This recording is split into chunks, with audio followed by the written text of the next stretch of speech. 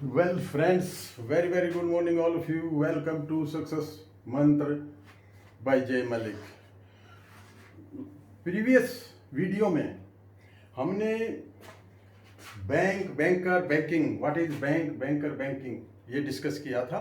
तो आज बैंक के कौन कौन से फंक्शंस है वो डिस्कस करेंगे। तो देखिए, मेनली मैं डेफिनेशन इसकी बताई थी, accepting of money from the public for the purpose of lending and investment.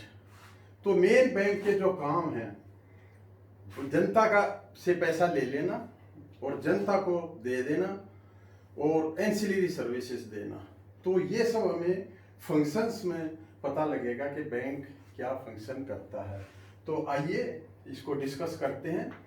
तो मेन देखिए, बताया था कि bank lawfully acceptance of money करता है फ्रॉम द पब्लिक। एक तरफ पब्लिक से पैसा ले करके, और दूसरे, क्योंकि कुछ पब्लिक में हमारे सेवर्स होते हैं जो बचत करते हैं, वो बैंक में जमा करते हैं सेफ्टी पर्पज के लिए और इंटरेस्ट कमाने के लिए। दूसरी ओर कुछ लोग ऐसे होते हैं जिनको फंड चाहिए, बोरोवर बोलते हैं, तो वो लोन के रूप में लेते हैं, और जो बीच का डिफरेंस होता है वो स्प्रेड कहलाता है। स्प्रेड मान लिया 10% पे लोन दिया और 7% पे जो पैसा पब्लिक का है उस पर, तो 3% जो बैंक कमाता है वो बैंक स्प्रेड है, वो प्रॉफिट है, रिवेन्यू है। तो खैर ये सब बता चुके हैं।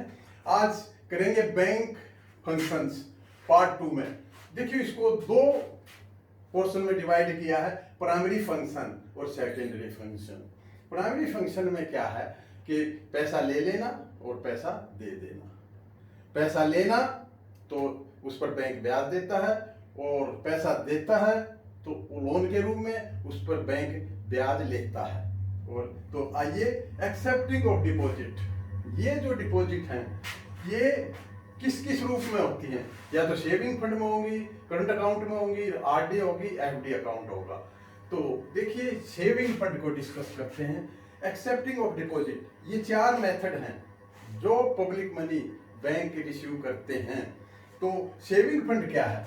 ये लो इनकम ग्रुप और मिडिल ग्रुप के लोग अपनी बचत को यहाँ ब्याज कमाने के लिए रखते हैं और सेफ्टी ऑफ फंड्स के लिए यहाँ रखते हैं। तो इसमें क्या है?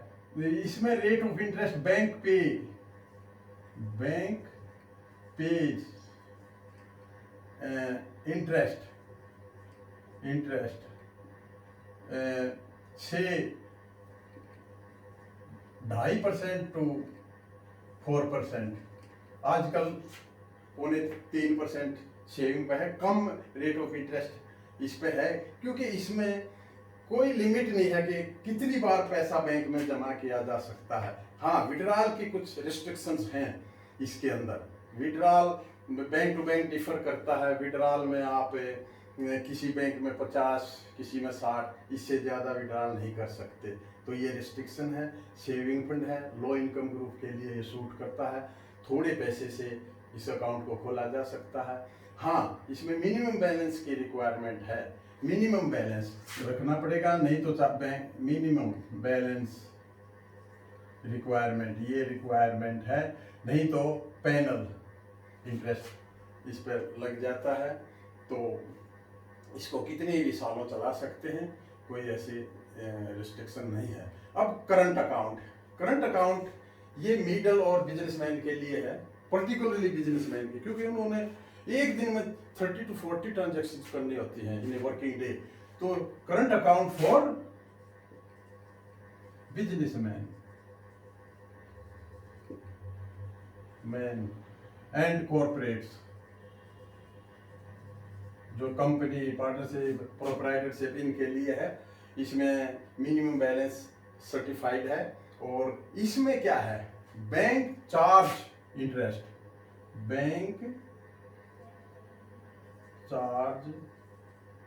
Interest and service charges also. Service charge भी बैंक चार्ज करता है, ये बिजनेस पर्पज के लिए है। इसमें कितनी बार पैसा जमा किया जा सकता है, निकाला जा सकता है, ये बिजनेस मैन के लिए सूट करता है। हाँ, इसमें फोलियो चार्जेस भी लगते हैं, और अगर मिनिमम बैलेंस नहीं रखा जाए तो वहाँ चार्जेस लगेंगे। तो current account suit for businessman. और आरडी अकाउंट, देखिए आरडी अकाउंट का रेकरिंग डिपॉजिट अकाउंट, कुछ लोग हमारे समाज में ऐसे हैं जिनकी लमसम अमाउंट ज़्यादा नहीं है, लेकिन वो हर प्रति माह कुछ पैसा 500-1000 रुपये बचा सकते हैं। यहाँ पर रेट ऑफ इंटरेस्ट जो है हायर है, rate of interest higher in comparison of saving fund, यहाँ पर हायर। और इसको 1 to 10 ईयर्स तक ये अकाउंट आरडी अकाउंट खोला जा सकता है। और इसमें प्रति माह, हाफ ईयरली, क्वार्टरली आप ऑप्शन है, आप जमा कर सकते हैं। और वो 10 साल तक अकाउंट खुल सकता है, 1 year to 10 year। तो इसमें ब्याज थोड़ा ज़्यादा मिलता है और यहाँ बचत अच्छी है। तो इसमें ये है, इसको अगर आप बीच में इसको ख़त्म करना चाहते हैं आरडी अकाउंट को, तो यहाँ पर पेनल इंटरेस्ट लगता है, पैसा मिल सकता है, पैसा तो मिल जाएगा। इसी तरह एफडी का है, एफडी में ये किसको सूट करेगा? एफडी अकाउंट है जो अच्छी इनकम रखते हैं, जो इकट्ठा पैसा जमा कर सकते हैं और हायर रेट ऑफ इंटरेस्ट लेते हैं। तो इसमें रेट ऑफ इंटरेस्ट जैसा आरडी में है सेम है। और ये भी 1 to 10 ईयर्स के लिए अकाउंट ओपन हो जाता है। और इसमें देखिए इस पर भी और इस पर भी आप लोन भी ले सकते हैं। और इसको अगर प्रीमेच्योर कैंसिल कराना है तो उसमें panel rate of interest panel लगेगा। जितना पीरियड उसका रनिंग रहा उसमें से -1% वो डिफर करेगा फ्रॉम बैंक टू बैंक। तो एफडी, आरडी, सीएस, ये 4 अकाउंट हैं जो प्राइमरी फंक्शन में एक्सेप्टिंग ऑफ डिपॉजिट में आते हैं। अब एक्सेप्टिंग ऑफ डिपॉजिट के बाद प्राइमरी फंक्शन है लैंडिंग का, लोन। लोन के कौन कौन से प्रकार हैं? देखिए टर्म लोन, ये जनरली फिक्स एसेट्स के लिए या मूविंग में भी दे देते हैं, जैसे housing loan, car loan etcetera. तो ये एसेट्स क्रिएट करने के लिए भी दिया जाता है, मशीनरी वगैरह के लिए। और इसमें ईएमआई फिक्स होती है, ईएमआई इक्विटेड मंथली इंस्टॉलमेंट इसमें होती है। ईएमआई आपकी क्वार्टरली, हाफ ईयरली भी हो सकती है। डिमांड लोन क्या है? Which is repayable on demand. इस डिमांड लोन में क्या है, जैसे एफडी के अगेंस्ट किसी ने डिमांड लोन लिया तो एक बार आपने डिमांड लोन ले लिया और उसको एडजस्ट करा दिया तो फिर वो रनिंग नहीं होता है, फिर उसको दोबारा लेना पड़ेगा। तो ये डिमांड लोन है। तो अब कैश क्रेडिट, ये क्या है? कैश क्रेडिट सीसी अकाउंट, ये जो है बिजनेसमैन को सीसी अकाउंट शॉर्ट टर्म है, शॉर्ट टर्म। वैसे ये शॉर्ट टर्म फाइनेंस, वैसे ये इसका साल में एक बार ये देखा जाता है कि जो आपने डेबिट किया ये रनिंग अकाउंट है, रनिंग अकाउंट चलता रहेगा और अकाउंट खुल जाएगा। और इस अकाउंट को आप कितनी साल चला सकते हैं, रनिंग अकाउंट, इसमें डेबिट क्रेडिट होता रहता है। साल की कंडीशन ये है कि इसमें आपको जो डेबिट किया उतने का क्रेडिट आना चाहिए, उससे ऊपर आएगा तो ओवरड्राफ्ट हो जाएगा। तो ये शॉर्ट टर्म फाइनेंस है। और ये वर्किंग कैपिटल जो कंपनी, इंडिविजुअल, जो भी कोई अपना बिजनेस करता है, बिजनेसमैन, उसको चलाने के लिए वर्किंग कैपिटल चाहिए। इसमें रेट ऑफ इंटरेस्ट जो लगता है थोड़ा लोअर होता है, ज़्यादा हाई नहीं होता in comparison to overdraft account. और इसमें ये क्या होता है, चार्ज क्या होता है, इसमें हाइपोथिकेशन या प्लेज ऑफ स्टॉक एक्सेट्रा कि बेसिस एज ए सिक्योरिटी पर इसका चार्ज क्रिएशन होकर सीसी अकाउंट दिया जाता है to maintain working capital of a firm और इंडिविजुअल जो भी है, तो ये उसके लिए दिया जाता है। तो इसमें देखिए ये अकाउंट जो जितने भी कंपनी है पार्टनरशिप है ये सब ये अकाउंट खुलाती है। अगर इसमें बाई चांस किसी कारण आपकी लिमिट फिक्स हो जाती है और उस लिमिट से ऊपर जाता है किसी कारण, तो वो ओवरड्राफ्ट के सिचुएशन में आता है। दूसरा है ओवरड्राफ्ट, ये लॉन्ग टर्म फाइनेंस है, लॉन्ग टर्म और जनरली फिक्स फिक्स एसेट्स पे दिया जाता है, या फिक्स एसेट और फिक्स एसेट मतलब आईपी इमोबल प्रॉपर्टी पर भी ये ओवरड्राफ्ट हो जाता है, जैसे हाउस प्रॉपर्टी है इस तरह, या इंस्ट्रूमेंट लाइक एफडीआर इस पर दिया जाता है। इसमें पहले करंट अकाउंट खुलता है और करंट अकाउंट को इसको ओवरड्राफ्ट अकाउंट को करंट अकाउंट पहले खुलेगा, उसके बेस पर उसी को ओवरड्राफ्ट दिया जाता है। यानी अगर इसमें बैलेंस जीरो भी है तो भी इसको रनिंग अकाउंट मेंटेन करने की इजाज़त दी जाती है। तो ये इस पर जो रेट ऑफ इंटरेस्ट है, रेट ऑफ इंटरेस्ट थोड़ा हाई होता है, higher in comparison to cash credit account. तो डिस्काउंटिंग एंड बिल परचेजिंग क्या है? देखिए, एक होता है सेलर ऑफ गुड, और इसको आप ड्रार भी कह सकते हैं, ड्रार ऑफ बिल। एक है बायर, जो ये जो गुड्स है बायर को बेचेगा, तो ये बायर है, या इसको ड्राई इसके ऊपर है।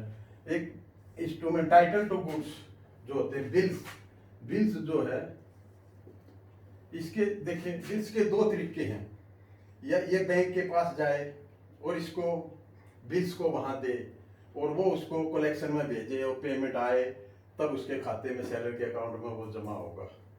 दूसरा तरीका है कि ये बैंक परचेज कर लेता है ऑन स्पॉट, इसको परचेज कर लेंगे, ये बिल्स हैं, इसमें negotiable instrument bill of exchange वगैरह लगा होता है, टाइटल टू गुड्स होते हैं, सारे विवरण होता है। तो ये बिल्स को परचेज कर लेता है बैंक, ये बैंक परचेज करेगा। और यहाँ पर बिल ऑफ परचेज करने का जो रेट ऑफ इंटरेस्ट जब ये रियलाइज होगा ड्राई से, तो उतने दिन का ये ब्याज और सर्विस चार्जेस कलेक्ट करेगा, चार्ज लगाएगा। तो ये तो ये भी लोन एंड एडवांस की फॉर्म में माना जाता है, क्योंकि यहाँ पर जब इसको बिल परचेज किया तो ये एक तरह का एडवांस हुआ है। तो ये एक्सेप्टेंस ऑफ डिपॉजिट था, ये लैंडिंग लोन एडवांस। अब लोन और एडवांस में क्या फर्क है? कोई अगर रनिंग अकाउंट है उसमें प्लस माइनस होता रहेगा, डेबिट क्रेडिट, तो वो एडवांस है, और जिसकी ईएमआई बनती है और जो जैसे टर्म लोन है तो वो लोन है। तो अब आइए सेकेंडरी फंक्शन में, एंसिलरी फंक्शन में क्या क्या है। ये एक तो एजेंसी फंक्शन करता है, दूसरा यूटिलिटी फंक्शन, यूटिलिटी में तो फैसिलिटी प्रोवाइड करता है। तो इसमें पहला फंड ट्रांसफर कैसे होता है? NEFT, RTGS, IMPS, mobile banking, DD, cheque etcetera, इनके थ्रू एक बैंक से दूसरे बैंक में फंड ट्रांसफर होते हैं। National electric fund transfer, real time gross settlement, immediate management of payment system, mobile banking, draft, cheque etcetera.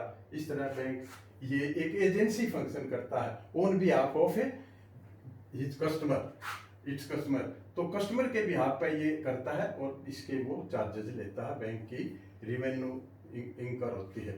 इसी तरह check collection है, चेक पेड और ड्राफ्ट ये सारे कलेक्शन में भेजे जाते हैं, और एक सेंटर थ्रू सेंटर एक जैसे सीडीपीएस है, सेंट्रलाइज्ड ड्राफ्टेबल सिस्टम, थ्रू एक सेंटर के माध्यम से तो चेक का कलेक्शन दूसरे बैंक से, तो इसकी कलेक्शन करके और इमीडिएट कलेक्शन आजकल होती है, इसी तरह इसमें भी।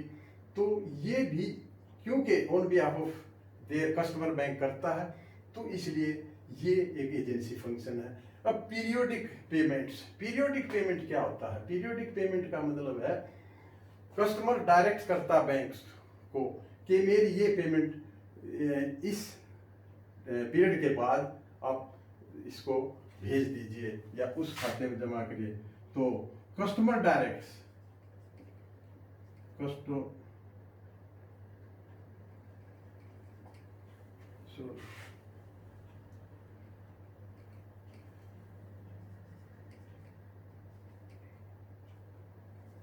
डायरेक्ट टू द बैंक, इसमें कस्टमर बैंक को डायरेक्शन देता है कि ये पैसा मेरा इतनी अवधि में वहाँ जमा हो जाना चाहिए, तो इसके बैंक यहाँ भी चार्जेस लेता है। अब है पोर्टफोलियो मैनेजमेंट। पोर्टफोलियो मैनेजमेंट क्या है कि जो इन्वेस्टर्स ये इन्वेस्टमेंट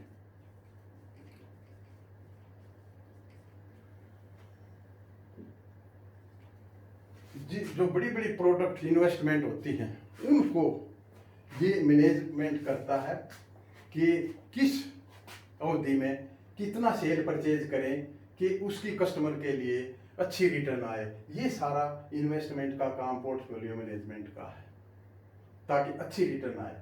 तो अदर फंक्शंस, ये भी अदर फंक्शन में क्या है, थर्ड पार्टी प्रोडक्ट्स है लाइक म्यूचुअल फंड है, insurance, demat and trading service etcetera. ये सारे काम बैंक करता है एज एन एजेंट और उसके चार्जेस लेता है। यहाँ पर बैंक की इनकम बढ़ती है और कस्टमर को फैसिलिटी मिल जाती है। अब देखिए यूटिलिटी फंक्शंस हैं। इसमें यूटिलिटी में क्या करेंगे, issuance of draft, letter of credit, तो ये पे ऑर्डर एटसेट्रा जितने भी इंस्ट्रूमेंट हैं ये इशू करता है बैंक। तो ये उसको एक फैसिलिटी है, लोकल फैसिलिटी है। सेफ डिपॉजिट है, सेफ डिपॉजिट में आप important document, sale registry etcetera, आप कोई भी इम्पोर्टेंट डॉक्यूमेंट रख सकते हैं। यहाँ लोकल फैसिलिटी है। लोकल फैसिलिटी में आप अपने हिसाब से ज्वेलरी वगैरह और इम्पोर्टेंट डॉक्यूमेंट भी रख सकते हैं। अंडरराइटिंग ऑफ शेयर्स, ये क्या है? अंडरराइटिंग ऑफ शेयर्स का मतलब है कि ये एक ऐसा प्रोसेस है कि कॉमनली जब कोई कंपनी आईपीओ इशू करती है और उसका सब्सक्रिप्शन पब्लिक से फुल्ली नहीं आता, तो ये कुछ शेयर खरीद लेती है। बाई बैंक क्या करता है, बैंक बाई